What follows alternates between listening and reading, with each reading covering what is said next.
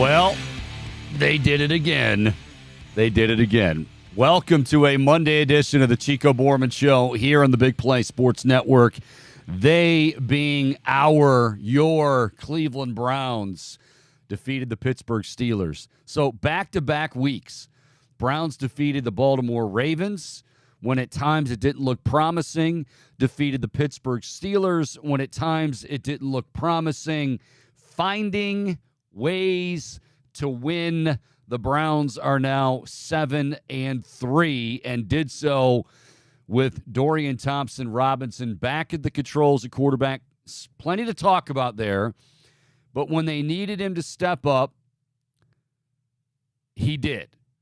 Now, moving forward, what the plan's going to be as far as, allowing him to get downfield a little bit more, we'll see. We'll talk about what that might look like. Joe Flacco has been signed, and he's going to be activated to the active squad, I would think, soon. I know they mentioned something about the practice squad, but he'll be elevated.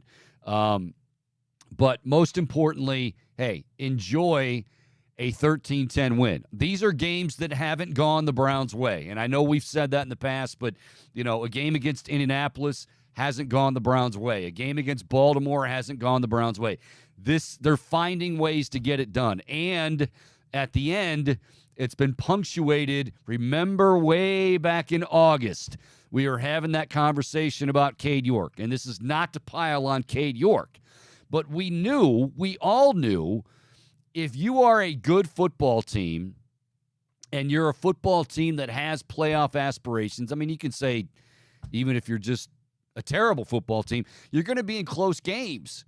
But when you do have playoff aspirations, these are the difference.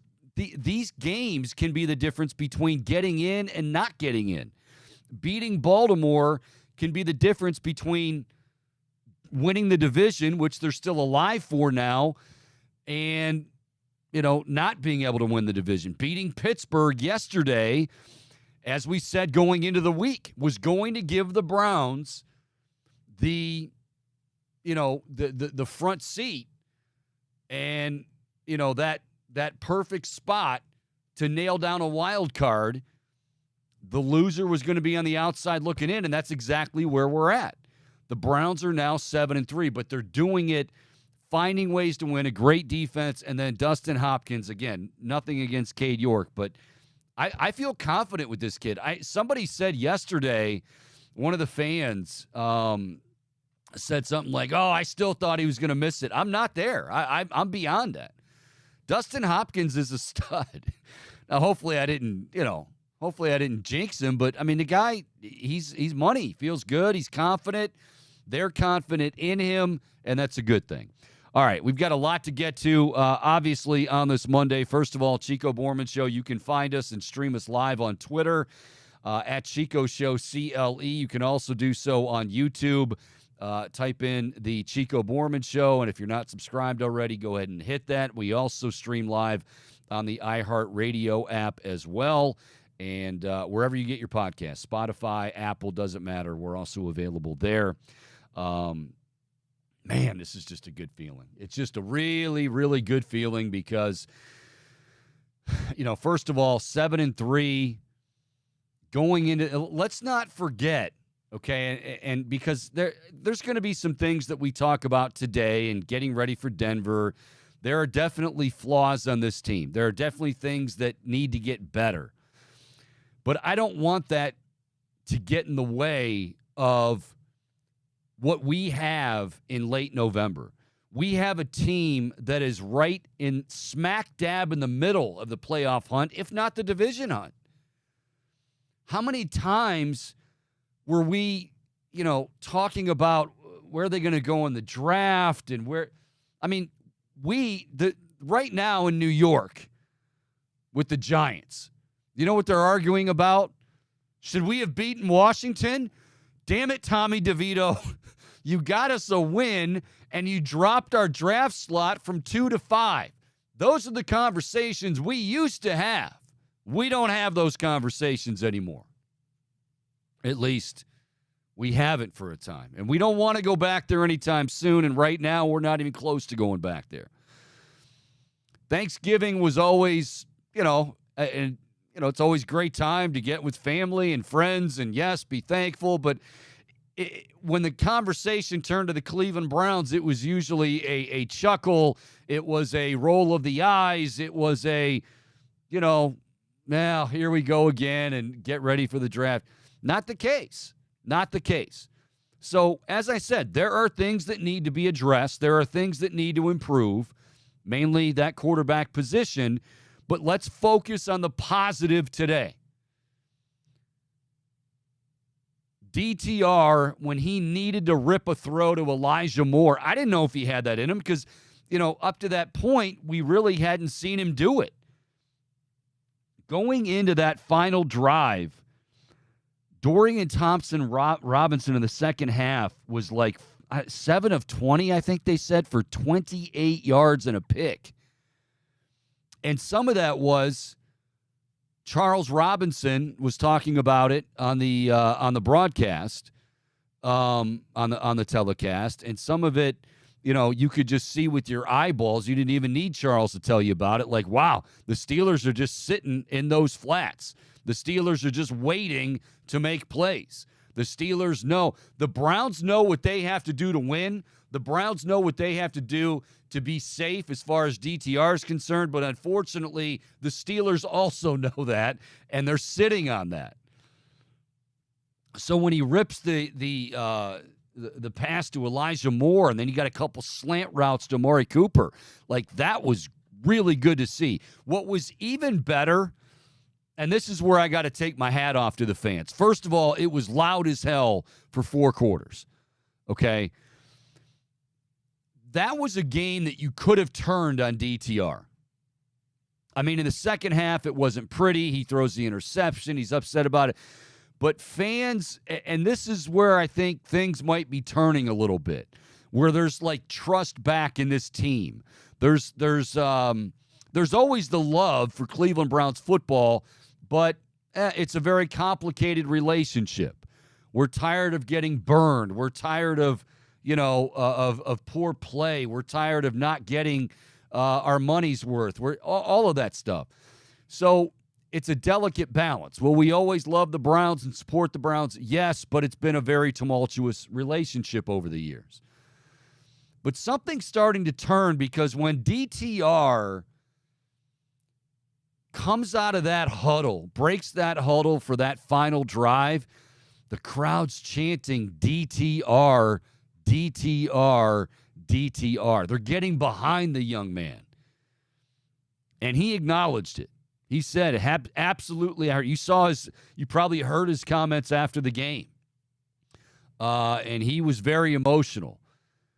It was great to see. It was great to hear that place. And the other thing I'm noticing, and forgive me for when I go back to my 80s lore, but like when the defense would come on the field, back in the days of our boy Hanford and Minnie and Clay and all Felix, right? All those guys, like when the defense would come on the field, the fans would go berserk. Fans are now going berserk when this team's defense takes the field.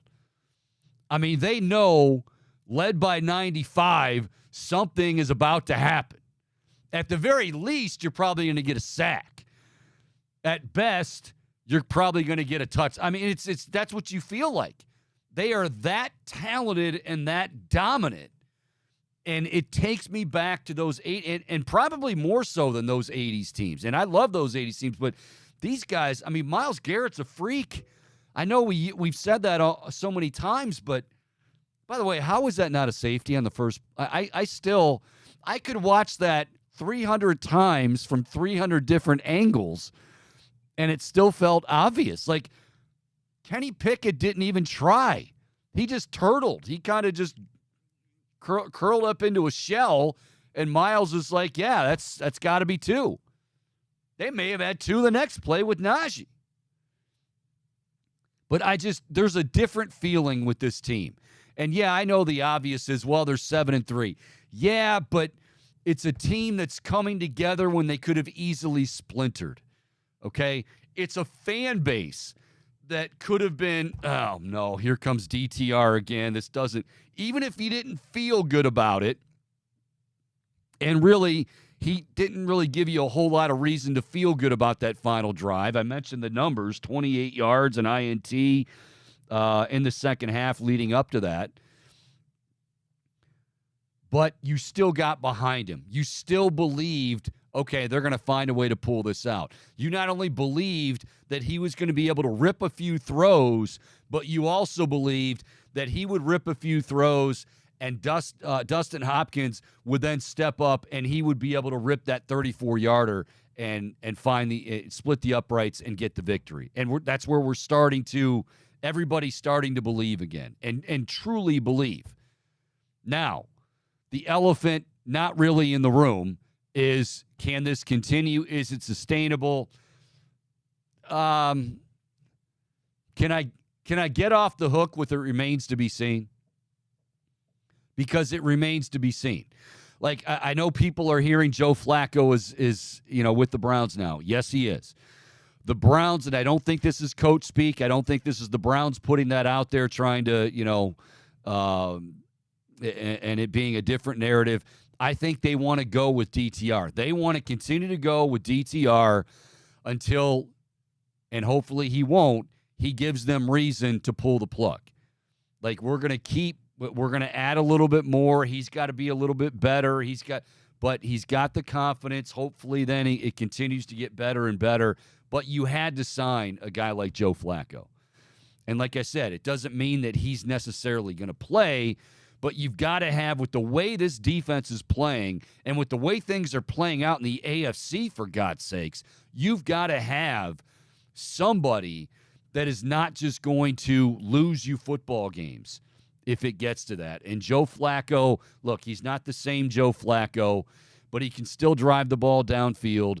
And you don't want somebody to, I know we've used this analogy way too much this year, but you just don't want anybody to crash the car.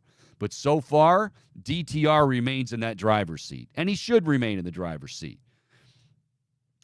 Before we hear from Kevin Stefanski, because I love this post-game locker room speech, before we hear from Kevin Stefanski, don't sleep on this Denver Broncos team. That's not me being negative. It's just don't sleep on Denver. They've won 4 in a row. Their offense still stinks. I think at the end of the day, the Browns win this game. Did I see right where Denver? Boom! I think Denver is a favorite over the Browns. That mile-high advantage, Chico. Is it? Is that the line? They're favorites? I did hear that they were favorites. I didn't specifically look it up. But also, I think just the fact that the Broncos are on a bit of a resurgence right now. Well, they're not the team that they were when they started out of the gate. They are. And, well, again, they started 1-5, and now they're 5-5. They've won 4 in a row. The Browns typically don't play well there, and it is a tough place to play at Mile High. But I think you cannot take them lightly. And that was a team beginning of the season 3 weeks ago, 4 weeks ago. You're probably looking at that schedule going, well, that's going to be, they're a disaster, right? Well, it's not going to be the case. You're probably going to get another very tight, very close ball game. But the difference is Denver's offense is still not very good. I love all this stuff about now all these people have to apologize to Russell Wilson. He's not lighting it on fire. He's been okay. He's been good. But Denver, that offense is still very meh. The Browns, very meh. But I think the Browns' defense going to be the difference again.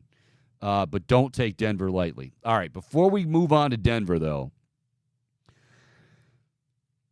remember last year and heading into this season, and I said, little things becoming bigger things, and the idea of, playing for the guy next to you, all that coach speak that, we roll our eyes at.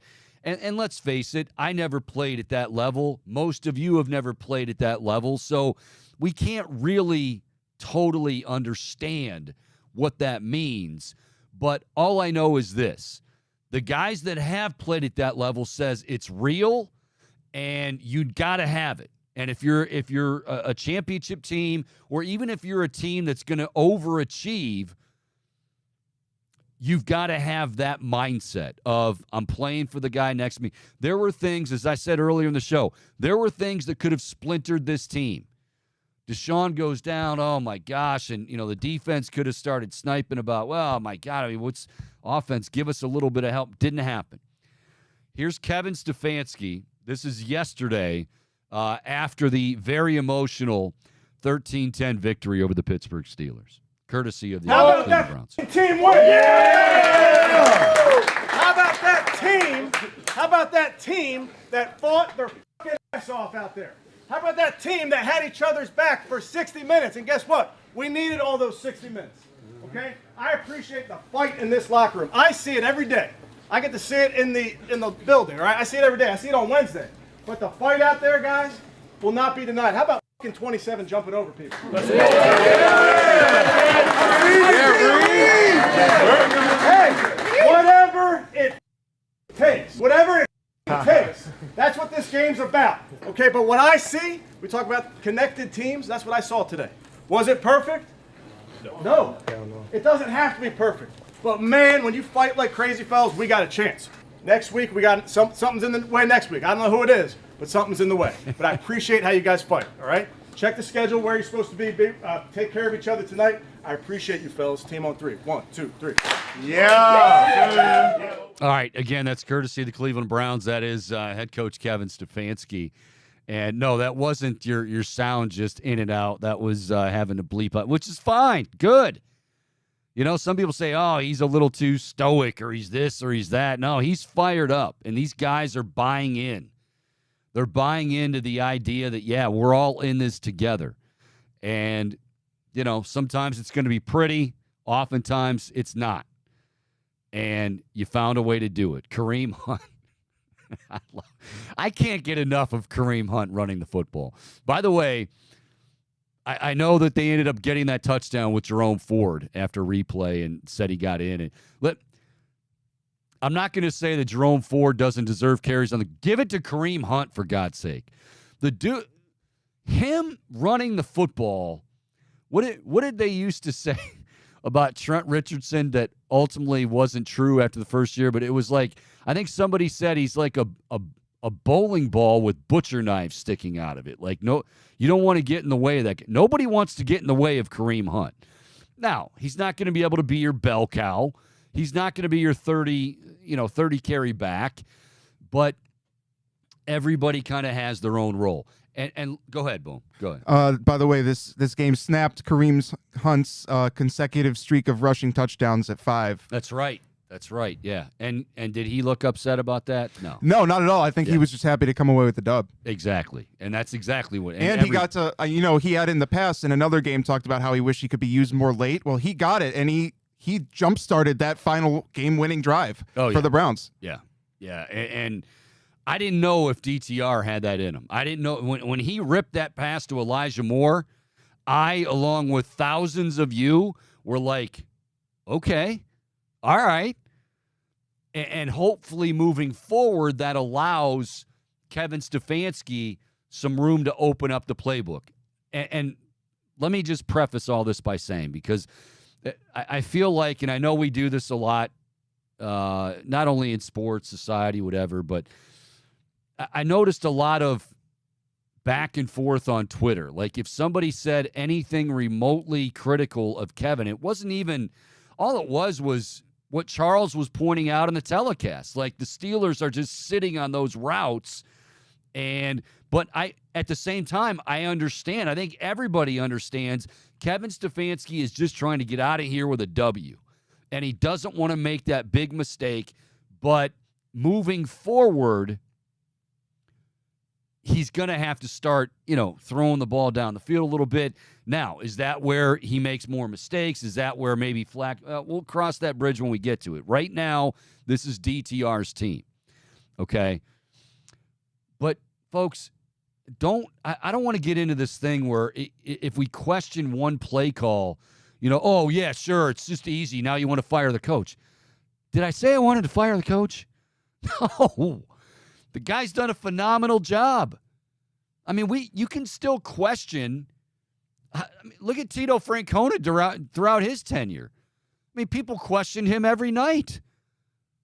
But, he didn't lose his job. No, hopefully not many people were calling for him to lose his job. And if you were, you're an idiot. Same here. I mean, where Kevin Stefanski has this team, 3 quarterbacks, by the way, and let's face it, at one point it can be 4. We don't want it to necessarily be 4, but the idea that it won't be, considering how the season's gone, is probably wishful thinking. But the key, as always, for this team is that defense. My God. I would love to be a fly on the wall, like, for instance, this week in Denver. When offensive teams are in their meeting room getting ready for the Cleveland Browns, and they flip on the projector or whatever. It's probably fancier now. They flip on the video, and you're watching the Browns defense. Don't tell me some of these guys aren't like, whoa, roll that back. How the hell did Miles do? How the hell did? And it's everywhere. I mean, Denzel Ward, I got a little nervous when he made that hit. But again, that's a 240-pound back that he hit, but he knew, like, hey, I've got to bring him down. Denzel Ward is playing. We're seeing why he is so vital and why you've got to keep him on the field and why he's got to stay healthy. Denzel Ward is playing at an all-time level, along with Myles Garrett, along with all the other guys. It's so much fun to watch. But now, like, this team's starting to, you can't really get an identity in the first, say, month of the season. I mean, you know that they're a great defensive team. We knew that after 4 weeks. We knew that. But now it's, okay, everybody's all in on this. And I mean fans included. And, like, that effort from the fans yesterday was incredible. By the way, good job by the Browns having Jimmy Donovan come out of the tunnel and grab the guitar. Like, they were already fired up, okay? This team was already fired up. They didn't need Jimmy Donovan coming out with the guitar, but they got Jimmy Donovan coming out with the guitar. That was huge. That was absolutely huge. And it kind of set the tone for the day where the fans were just, I mean, it sounded, I know the old stadium had 80 grand. It sounded a lot like the old stadium did at times. And I love, they have come around to, when the defense takes the field, they get the loudest. And it was awesome to see. It was awesome to see. Boom, it looks like comments are now. Is Ronald just is he beside himself and enjoy what? I'm looking at all these things on YouTube. What's going on? We've got a lot of comments, all right, and it's not just Ronald either. Really? All right, good. People are fired up. I should be fired up. Yeah, so I mean, yeah, everyone is fired up. I mean, like, shout out to B Skrills. He's hyped up for everything, go Browns, go Cavs, go Guardians, go Buckeyes. But no, he's a lot of reaction here talking about, like, the playoff outlook, how the Steelers might not even make the wild card because Buffalo is starting to play good. Right now, they would be the last wild card, I believe. Yeah. And then Ronald was talking about how when Chubb popped out of the tunnel, that stadium was shaking. Ronald was shaking. I don't know about the stadium, but he was shaking. Yeah. I wonder what the loudest ovation of the day was, because the interesting thing. Chubb. Yeah. Yeah. So that, but when we first went out on the broadcast, because I run the board for, like, the actual radio broadcast, we cut to Nathan, right? You're a big deal. You're a big deal. It's all right, Boom. But Jim's out on the field getting ready to smash the guitar, and the first thing that I hear is the crowd booing as the Steelers came out on the field, and it was like the most vicious, loud. You could almost barely hear Nathan. It was incredible, and it just, like, set the tone of, oh, they're feeling it today. This crowd is into it today. And boy, they I mean, we heard coaches and players give them a ton of credit, and it was just a remarkable day from the crowd. It was fun to hear. See, this is okay. This is something I'm going to talk about more this week as the week goes along, because, well, it's just going to fit, but it fits today definitely.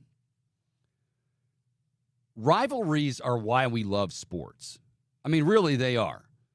Rivalries, and it just so happens that, yes, this week is rivalry week, and you've got Ohio State and Michigan at an all-time high as far as just, hatred and all of that sort of thing. high stakes. I mean, but now, the Browns and Steelers, the Browns and Ravens, for the longest time, and I'll just speak for myself, but I'd be willing to bet there are a lot of folks that felt the same way I did for many years. Okay. When Steelers fans or Ravens fans would say, you're not really our rivals, right? You're like our baby bro. Like, I hated it, but I had to accept it. I didn't like it, but I had to accept it because they were right. Like the Browns for so many years, we can sit here and act, it's a big rival. It's not if it's just completely lopsided. It's not if it's lopsided. And boom, what was I talking about last week with the Ravens? Also a rivalry that is now turned. I said that Cedric Tillman with that crackback block, and I know he was fined against Kyle Van Noy, but I said those are the things that Browns fans are used to having to be on the other end of and having to endure, and now the script is beginning to flip. That is not to say that Baltimore is still not, they're still, a half game ahead of us in the division, okay? They're still a very formidable opponent. They did lose a key cog in Mark Andrews, a very key cog. And you saw Lamar Jackson's reaction just like I did. There's a reason why he had that reaction. But the rivalry's back. Like, I mean, and I say that, and now it's true. It's not BS. It's not stuff we're trying to convince ourselves of. There were hits made in that game. It was physical. It was long drawn out. It was, you had some trash talking going on. Even Miles making jokes with the helmet when the helmet came off. Like, that was great. But, I mean, these rivalries now are back because, well, first and foremost, they've always been there for the most part. Second, now the Browns are actually right in the hunt. And that's why I say with like Ohio State, Michigan, and I'm not going to go off on that tangent now. We'll do that later in the week, maybe a little bit later in the show. But like for all of those that said, Michigan's lost, 12 in a row, 13, 14, whatever it was. And, that's how I like it as an Ohio State fan. That's exact. Yeah, I mean, you love winning, but you want it to be, you want it to mean something. You want the stakes to be higher. You want both teams to be on the hook for, are you going to win the division? Are you going to get to the postseason? And now, finally, it feels like that's back here. And rivalry to me is like the theme of this day, this week. Like it hit me as Saturday ended, as Sunday rolled around, as Sunday played out. Last night, I was sitting there and just, writing down different notes, getting ready for this week's shows, whatever. And I just wrote rivalry right in my notebook. Big words, big letters, capital letters, underlined, exclamation point. Like, this is why we're sports fans. Now, in college football, they're starting to take those away. They better not take away Ohio State, Michigan. I don't think they will. But, like, rivalries are why sports can and does get to another level. Okay? And, yeah, I know times have changed where guys, the athletes don't stay with one team. They bounce around. A lot of these guys are buddies because they share agents and, all of that sort of thing. So I know it's not like 40 years ago. But at the end of the day, when you have stakes this high and you have something the other guy wants, oh, yeah, the rivalry's back. And it's been a while since we could say that. It's been a while since we can say that. And just one thing on Ohio State, Michigan, I said this last week to you, Bohm. I would say on the hate meter, this might be top dog. 1 versus 2 for the game in 2006. I mean, yeah, but this has more ingredients. Like, it is accusations for spying and cheating. Bohm, I cheated, by the way. I should tell you that. I couldn't help it. So Saturday ended, right? I said I always wait until Friday night before Ohio State, Michigan. I couldn't wait. I watched it. I'll watch it again on Friday night. But I watched it, the rivalry again, and I watched it. It was Archie Griffin. Remember I said that about, there was that paranoia going on. And Archie Griffin says in the documentary, he's like, yeah, we're sitting there. It's my senior year. We're up in Ann Arbor. These girls that are waiting on us are drop dead gorgeous. Woody absolutely, he hits his glass with a fork, and he said, get these girls out of here. I want the kitchen staff to serve my team. And we're all looking at him. He's like, these girls were planted by Bo Schembechler. That rivalry. It's big. And it's not to that level with Browns, because in the NFL, it's a little bit different. Yeah, the guys are getting paid and all. I get all of that. But they're still there if you want them to be. And we have wanted. I would say Cleveland, in terms of rivalries and in terms of fans getting up for rivalries, Cleveland is right up there with some of the top cities in the country. Because we're an old school type franchise. We're a blue collar, and that's how rivalries develop. But for the longest time, since the Browns came back in 1999, it was in name only. Now it ain't. Now there's stuff on the line. There's division titles on the line. There's playoff spots on the line.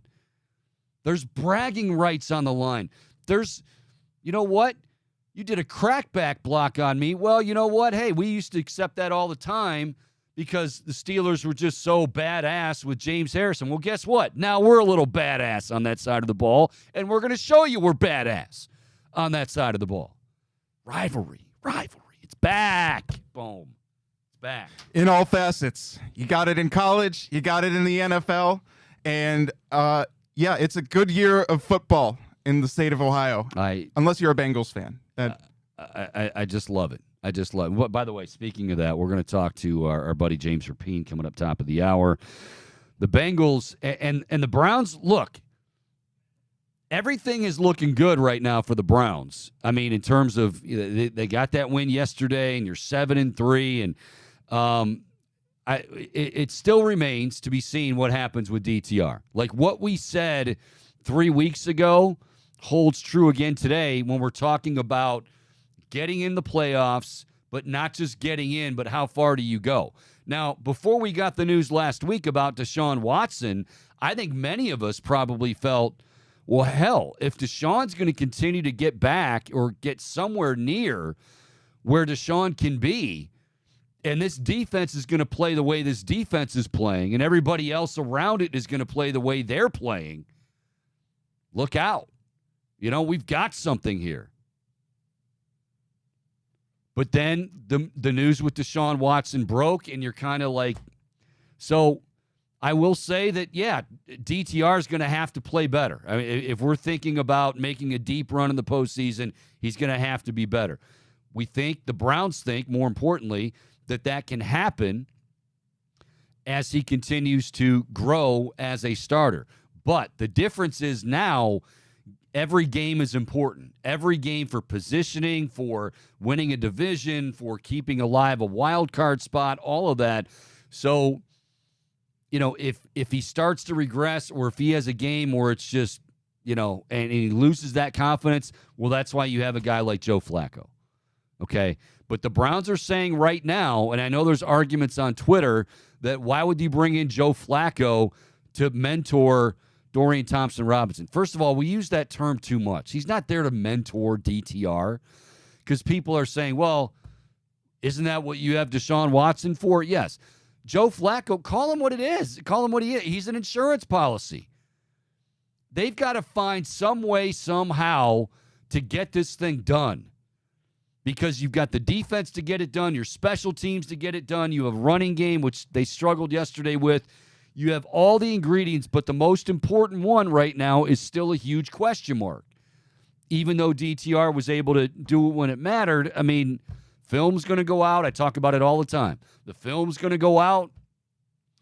The film's going to be broken down. they're going to see a tendency, they're going to see a little twitch, they're going to see this, they're going to see that, and they're going to jump all over it. And where I think Kevin Stefanski has been masterful is, first of all, he's been, I think for a time, correct me if I'm wrong here, I'd be curious to get fans' responses on this. I think with Kevin Stefanski, we thought, well, he's an offensive coordinator, a great play caller, masquerading as a head coach. And I don't mean that in a disrespectful way. I'm being honest. I think that's what, for the last few years, some of us have thought that maybe that's exactly what he is. I think this year, more than any year, and unfortunately, it comes because you have adversity. But I think this year, more than any year since he's been here, is when you've seen him, all facets, be able to, like, the totality of the head coaching position. And maybe I'm making too much of that. I mean, that's very, very possible. But it just feels like he's always calm. But I think even times where, he'd want to go for it on 4th and, let's say it was 4th and 5, 4th and 7, whatever. And you're like, oh, boy, I mean, you love his aggressiveness, but is this the smartest move? Now he's not doing that. Now the Browns can play the field position game. You have 2 good specialists. You have Dustin Hopkins, thank God, because, again, without Dustin Hopkins and without him being money like he's been, we're not talking about a Browns team 7-3. I know you know that, but I needed to emphasize it again. The other one here, and I know he had a couple that weren't great, but Bojorquez has been outstanding too.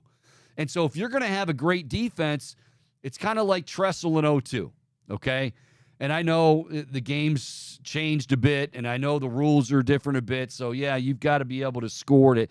But field position is always going to be huge in football. I don't care what level, and it's still big at the NFL level. So if you're able to flip field position like they are and get to a point where, okay, we're pinning, especially a team like Pittsburgh. Like Kevin Stefanski knew, everybody knew that, you know what, we can pin these guys back, and if we pin these guys back, Kenny Pickett's terrible. Like Filippone, I respect your work and all, but just give it a rest on him already. He's done. He's not good. It's not Mike Tomlin's fault. Kenny Pickett just isn't very good. Matt Canada, although they thought going into that game yesterday that he had gotten better, well, maybe not so much. Now, they played a great defense, but, Kenny Pickett's awful. He is terrible. But it feels like Kevin Stefanski has embraced that role, okay? Has embraced the totality of being a head coach. I absolutely, positively love it. All right, let's take a break. When we come back, we're going to play a little fair or foul. We've got some college football to talk about, a devastating injury. Really feel for this one. I don't care whether you're, Ohio State or Michigan or wherever. You feel for an injury like this that happened over the weekend. We'll talk about that. And a long overdue honor for a guy who's a pretty damn head coach. So great that he's in the Hall of Fame, but it took him a little while to get an even, smaller honor, if you will. We'll talk about that when we come back as well. Fair Foul is next. Chico Borman Show, more to come right here on the Big Play Sports Network.